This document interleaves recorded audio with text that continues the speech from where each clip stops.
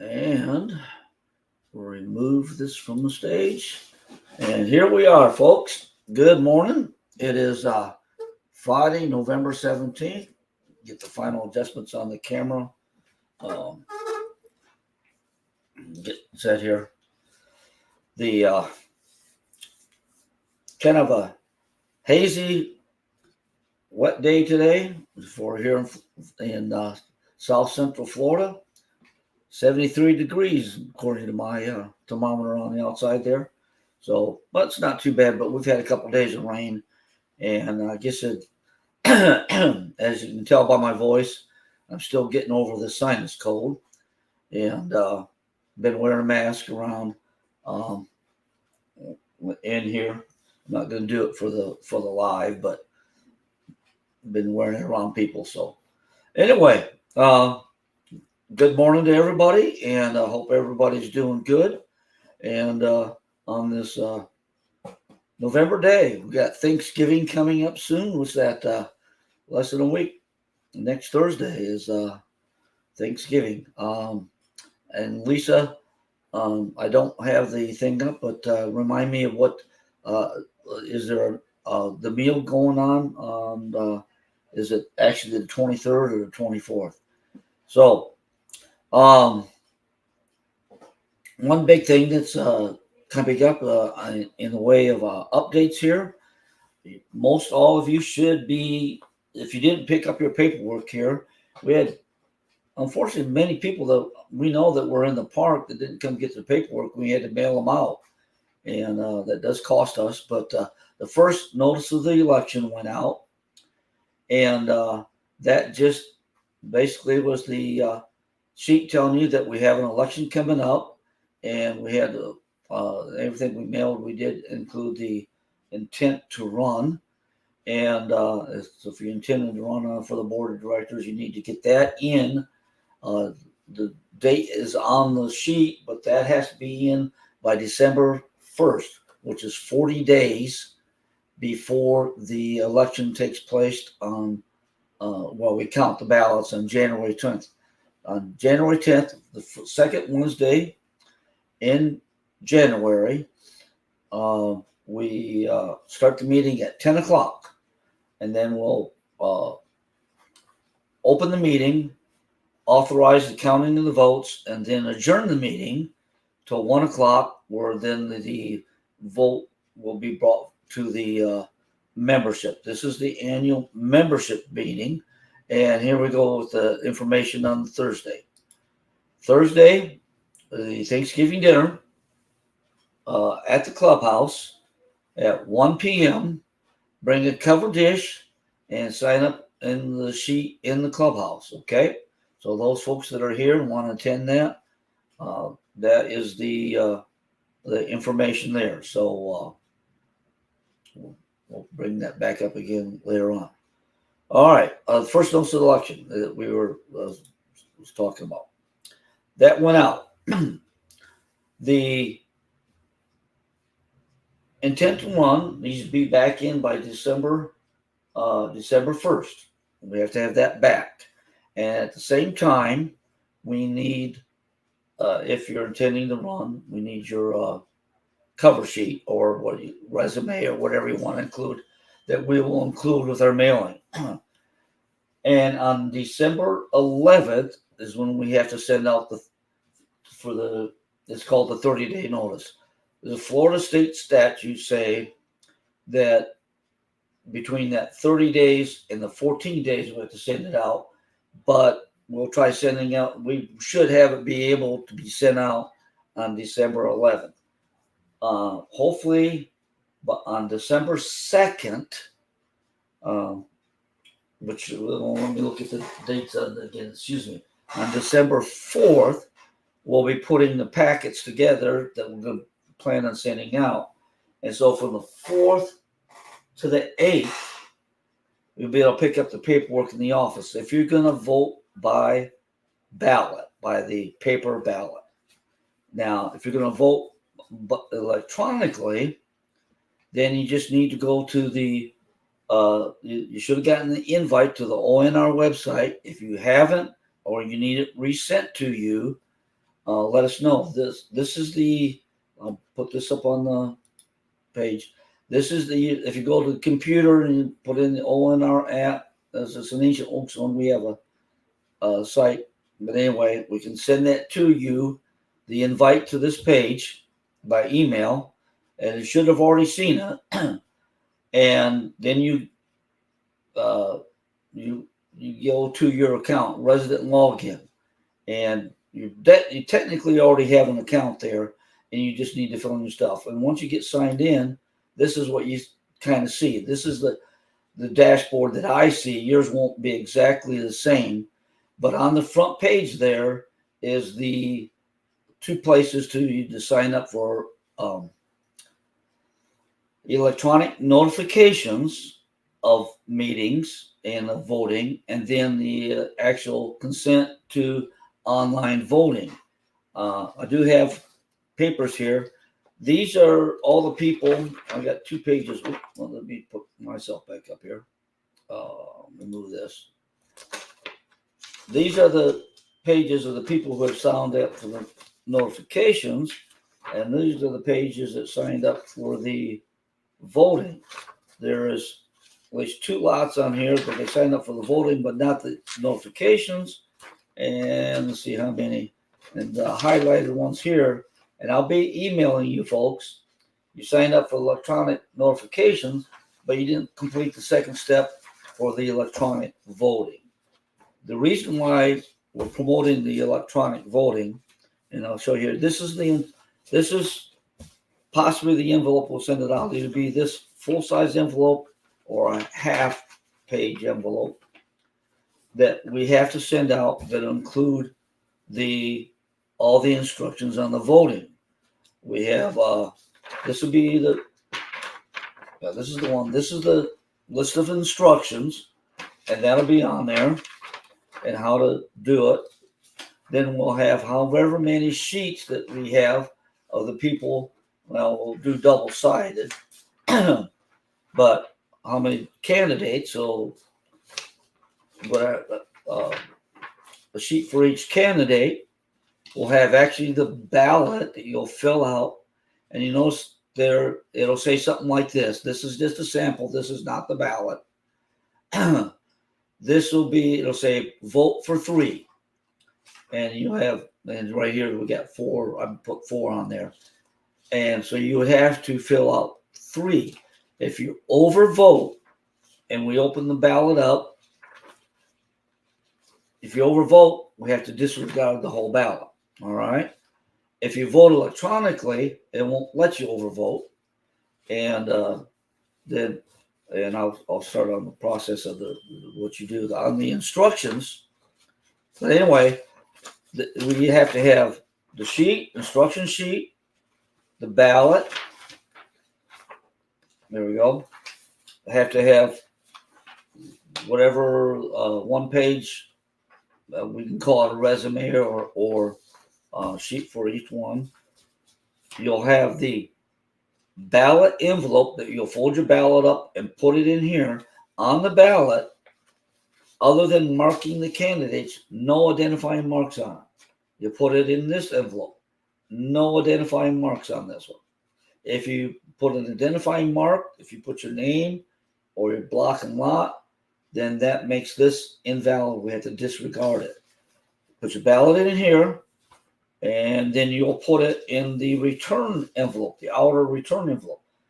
And we made a change this year. Instead of trying to sign in here, which is normally the return address, and people put on there, this is what you'll fill out on the back side. I'm going to have to move it so I can see it too.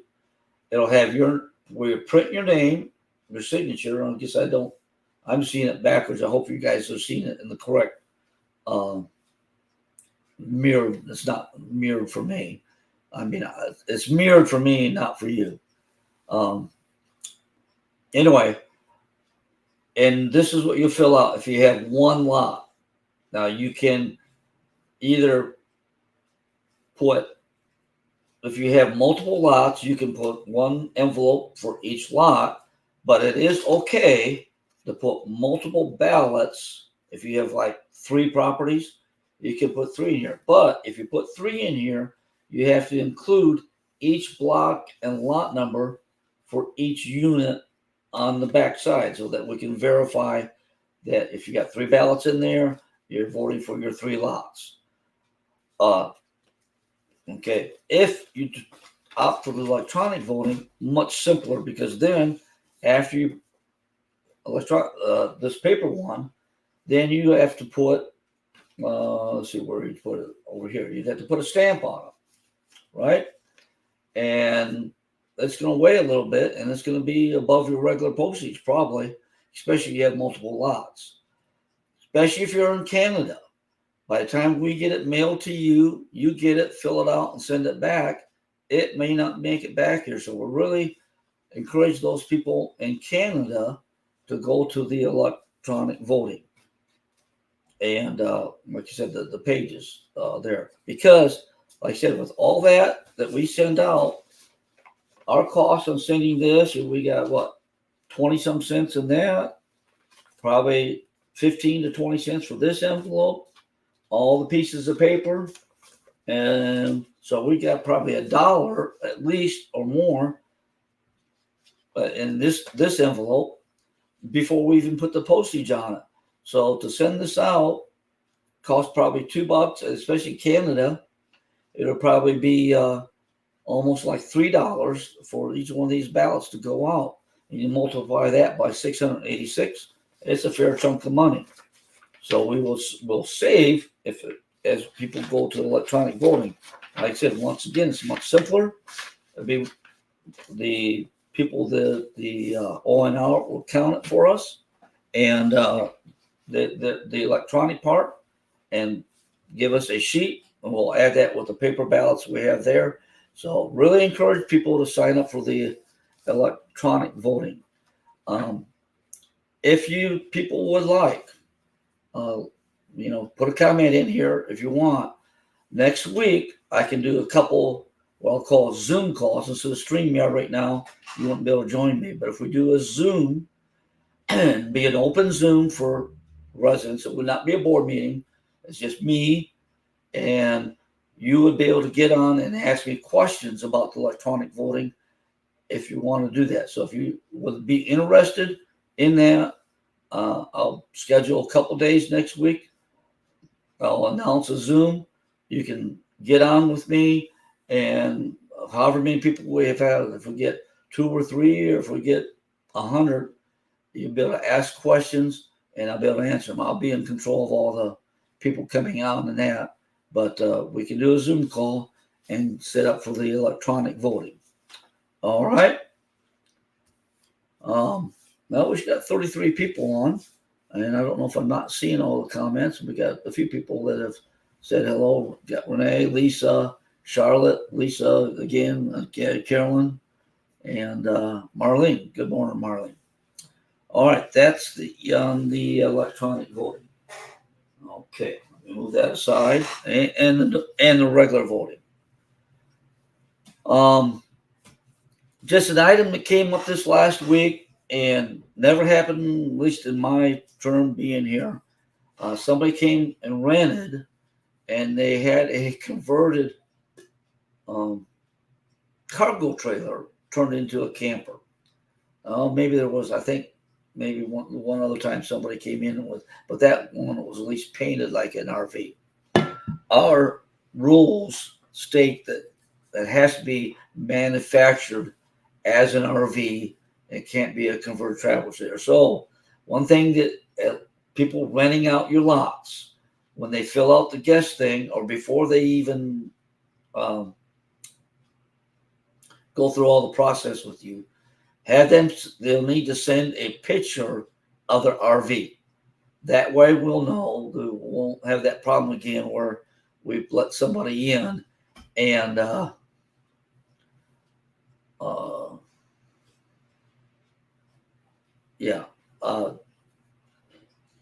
well, we can. I can. I just. Let me finish this with the cargo trailers. I got distracted there. Have you rent out a lot for short term, long term? Of course, it should be a month minimum. but have them send you a picture of their RV so we don't have that problem where they came in and we had to say, hey, that's against the rules. You can't have that here.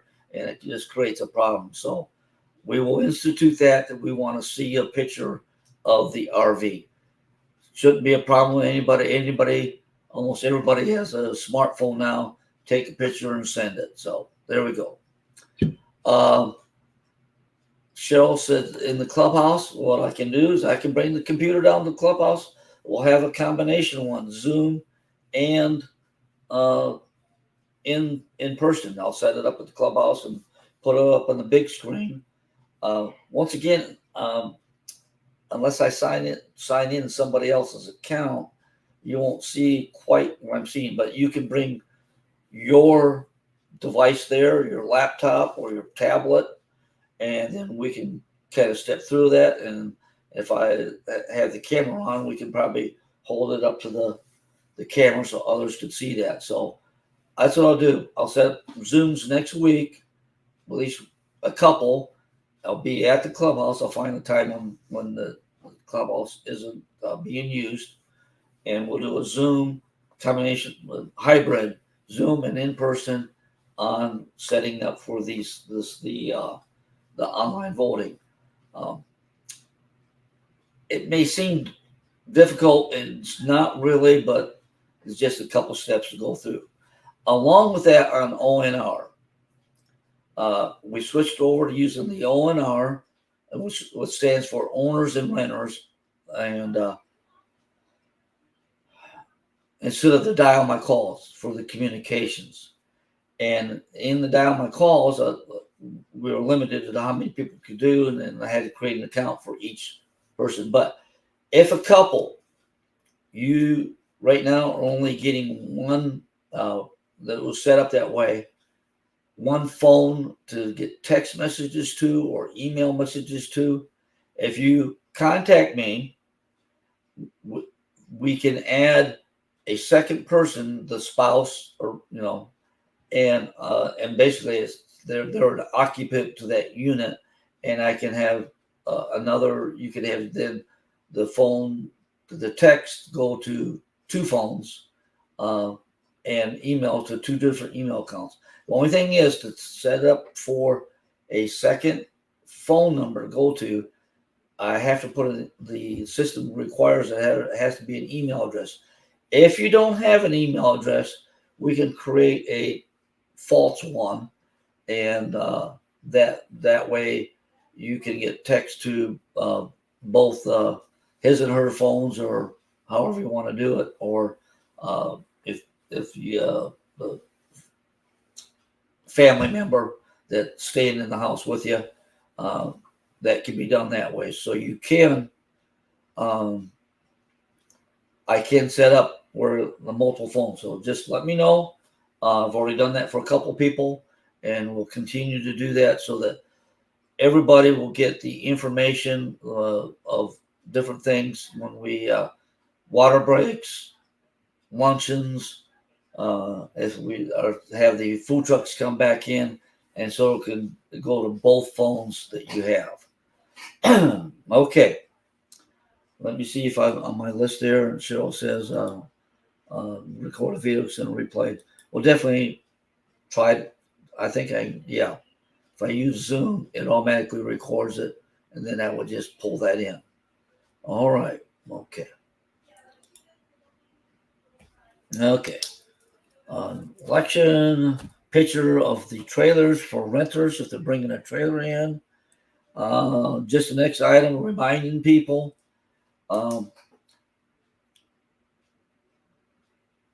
No overnight parking in the common areas. I know as you come in and parking is tight.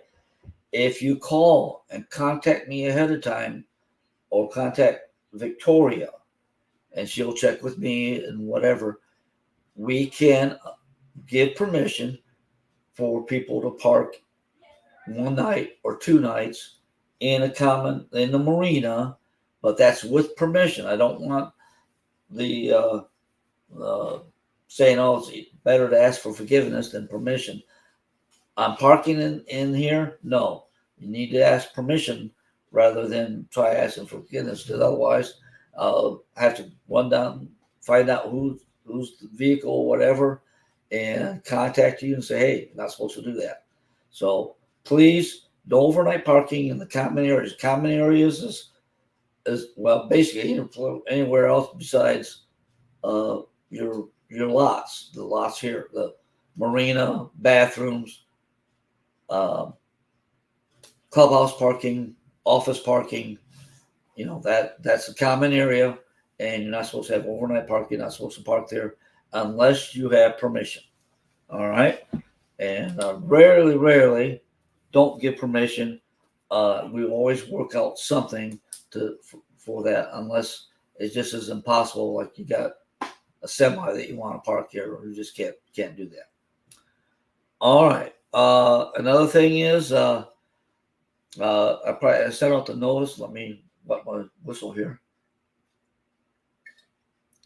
The compactor got pulled out for repairs. Don't know how long it'll take. They got to weld it up, and because it had holes getting in it. But along with that, let's try to help us keep the area clear. If there is something that is bulky and we can break it down with the tractor, do leave it outside, but neatly leave it outside of the dumpster, because we don't want anybody climbing into the dumpster and pulling stuff out and setting it on the ground. It is very hard to do and could injure somebody. Plus, we don't want people residents climbing into the dumpster. We don't have insurance for that. It is a common element. The liability for that is too much, too easy to step on a nail, or in other words, get hurt. Plus, if you don't latch the rear door and they don't catch it when they pick it up and they dump it out, it'll be a huge mess. That's a liability you don't want to have. So do not be climbing, opening the rear door of the dumpster or climbing into the dumpster. Okay. Covered the e-voting questions in Zoom. Like I said, I'll send out notices when it'll be, and we'll record what we can of it, and I'll send it out, and should be there. Okay, Nancy's come in. Okay. I mentioned the fact that for text and emails to add additional number, let us know, especially, and even for, I know we filled out the forms, but even for our just regular TOPS program, having both your numbers in there, both your emails, if you have separate emails.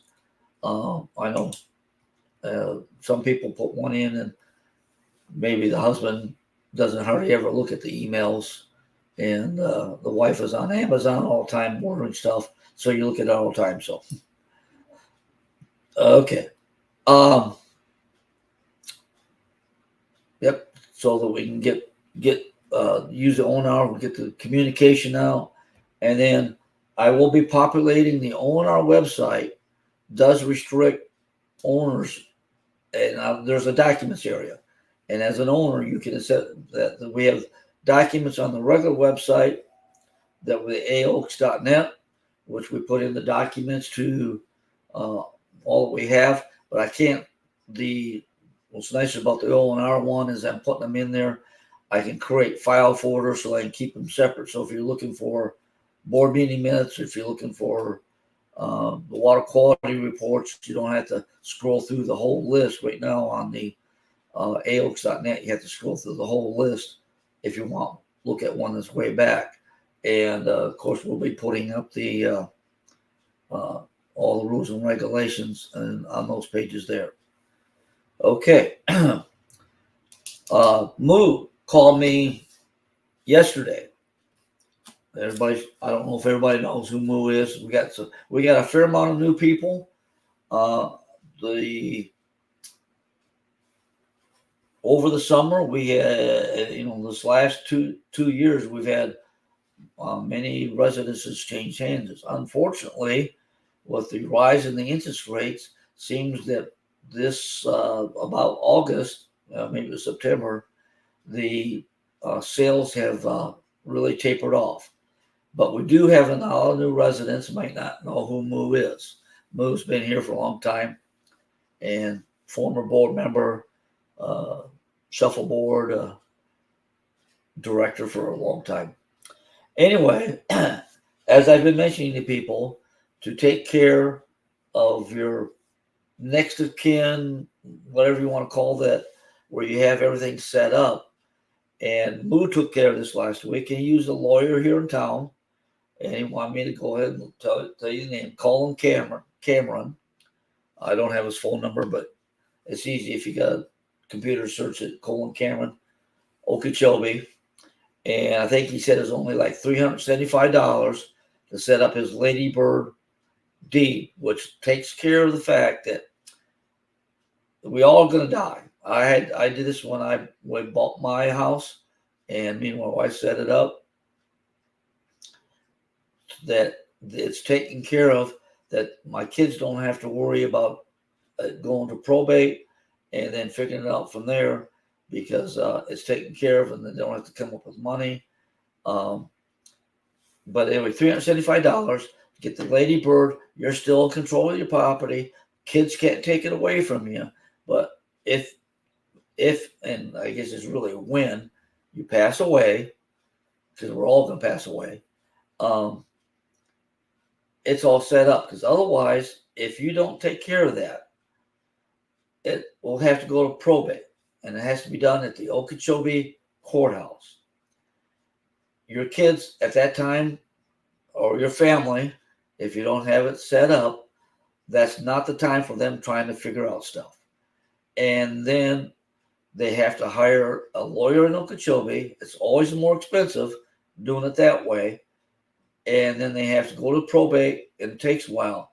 And what is we're seeing a little bit of happening is that if they don't have enough liquidity in their funds, then they don't get it done right away. So one, they have to wait for hiring a lawyer. During that time, the maintenance fees still accrue. And so by the time they get ready to do it, it's a big chunk of change, and they can't access the property till the lawyer has said that we should not let anybody, till the court appoints somebody to take over the property. We can't let anybody have control of that property. So you can't rent it out, and the property sits there. The maintenance fees build up, and so your family's stuck with a big chunk that they're looking at to get that into their name and get taken care of.